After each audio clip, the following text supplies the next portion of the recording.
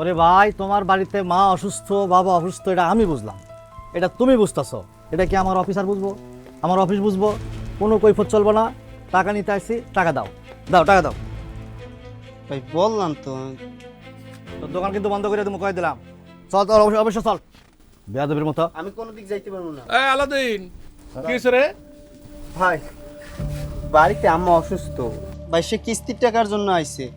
তার এত কইরা কইতেছি বাড়িতে আমার মা অসুস্থ, টাকার জন্য আমি তার ডাক্তারের কাছেও নিয়ে যেতে পারি নাই। আমি তার এখন কিভাবে টাকা দেবো বলেন?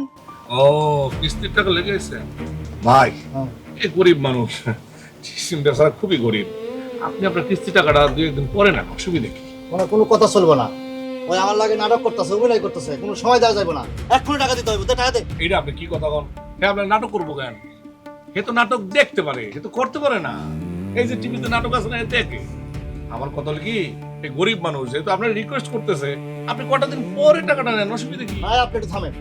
আমার এক্ষুনি টাকা লাগবে, এক্ষুনি টাকা নিয়ে অফিসে জমা দিতে হবে, না আমার চাকরি থাকবে না, বুঝছেন? আপনার কথা এগুলো কাম হবে না। এই টাকা দেবে না। এই এত টাকা আপনার দিচ্ছে?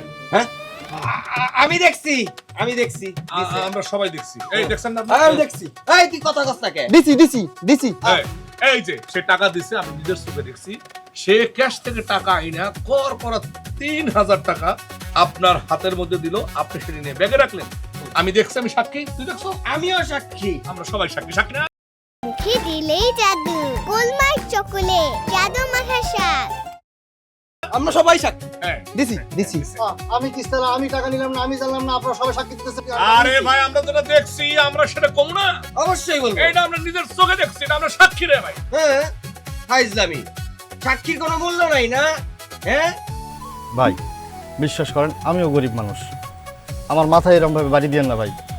পেটের দায়ে কাজ করতে আসছি। আমি যদি ওর কাছ থেকে টাকা নিয়ে অফিসে না যেতে পারি, তাহলে আমার চাকরিটা থাকবো না। আর আপনারা সবাই মিলে যেভাবে সাক্ষী দিতেছেন, তাতে তো টাকা আমার নেওয়া দূরের কথা, টাকা আমার পকেট থেকে দিয়ে যেতে হবে ভাই। আমার চাকরি থাকবো না ভাই, বিশ্বাস করেন।